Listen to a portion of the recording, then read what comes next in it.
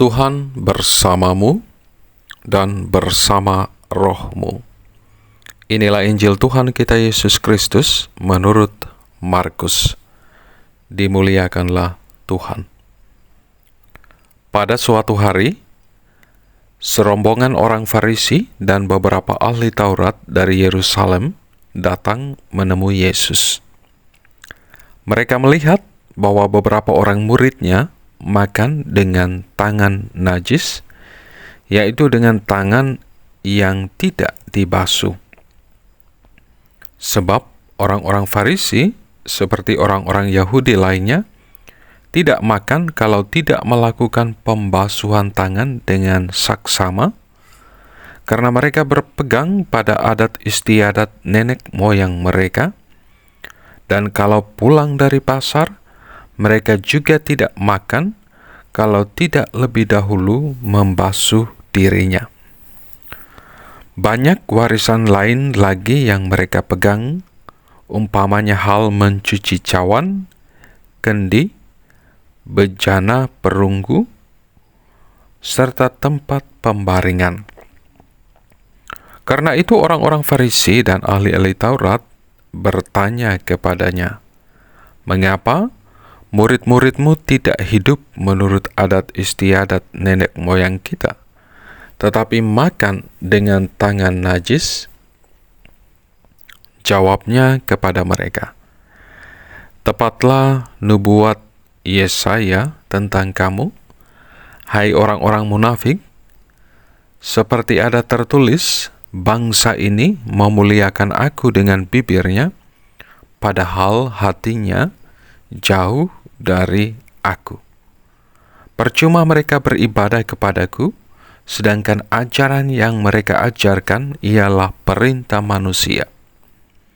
Perintah Allah kamu abaikan, dan adat istiadat manusia kamu pegang." Lalu Yesus memanggil lagi orang banyak dan berkata kepada mereka, "Kamu semua, dengarkanlah aku dan pahamilah.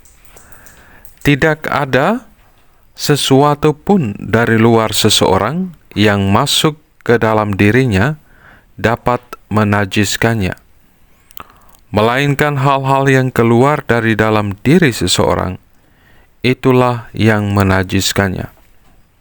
Sebab dari dalam, dari hati orang, timbul pikiran jahat, percabulan, pencurian, pembunuhan, perzinahan, keserakahan, kejahatan, kelicikan, hawa nafsu, iri hati, hujat, kesombongan, dan kebebalan. Semua hal jahat itu timbul dari dalam dan menajiskan orang." Demikianlah Injil Tuhan. Terpujilah Kristus. Ibu bapa, saudara-saudari, adik-adikku yang terkasih dalam Kristus. Pada hari ini kita memasuki minggu biasa yang ke-22 dalam tahun B, yang juga bertepatan dengan hari Minggu Kitab Suci Nasional 2024, atau pembukaan Bulan Kitab Suci Nasional dengan tema Allah Sumber Keadilan. Melalui bacaan-bacaan yang kita dengar hari ini, kita diajak untuk merenungkan kembali pentingnya firman Tuhan dalam hidup kita sehari-hari.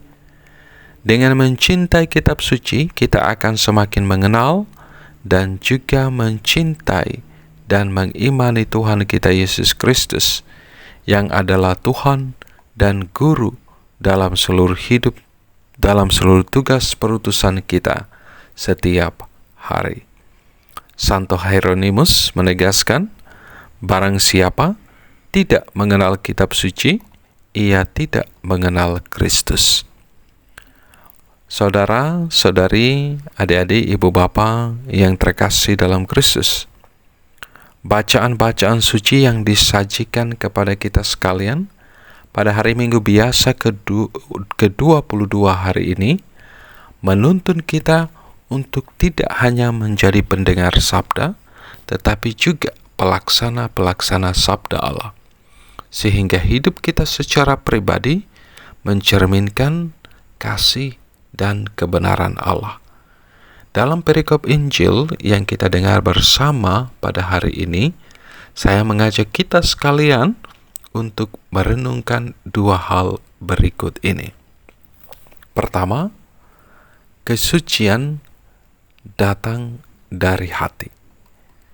Yesus dalam perikop Injil yang kita dengar hari ini dengan keras mengecam orang-orang Farisi dan ahli-ahli Taurat. Yesus menganggap mereka bertindak munafik karena memuliakan Allah dengan bibir mereka, tetapi hati mereka jauh dari Allah. Tuhan Yesus hendak menekankan kepada para murid-Nya dan juga kita sekalian bahwa kesucian bukanlah tentang apa yang masuk ke dalam tubuh, tetapi apa yang keluar dari hati.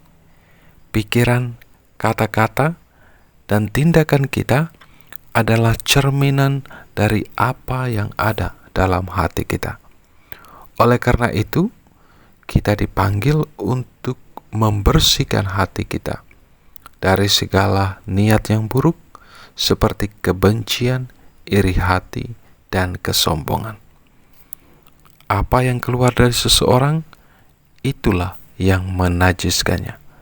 Sebab dari dalam hati orang timbul segala pikiran jahat, perzinahan, keserakahan, kejahatan, kelicikan, hawa nafsu, iri hati, hujat, kesombongan, kebebalan. Semua hal-hal jahat itu timbul dari dalam dan menajiskan orang.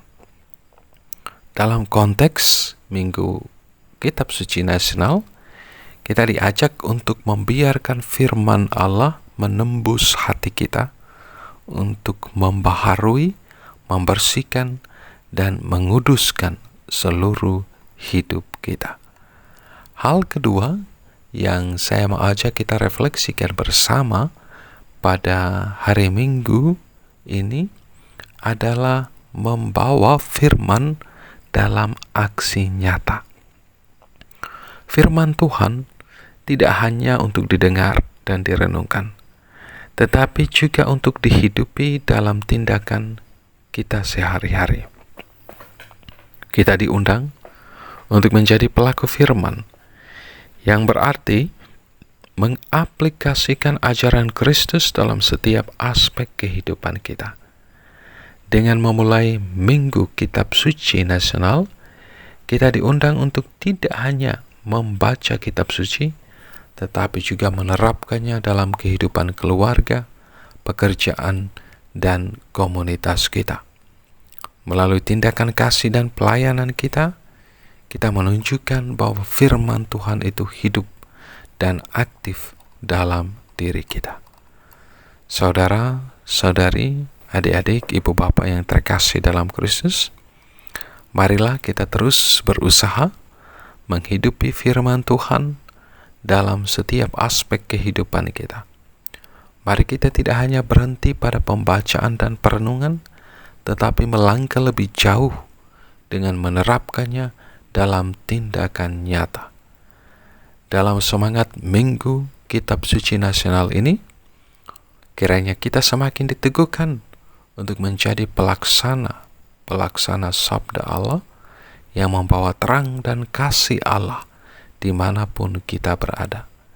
Dan kita semakin menemukan bahwa Allah menjadi sumber keadilan dalam hidup kita. Berkat Tuhan beserta kita sekalian, Bapa, Putra, dan Roh Kudus. Amin.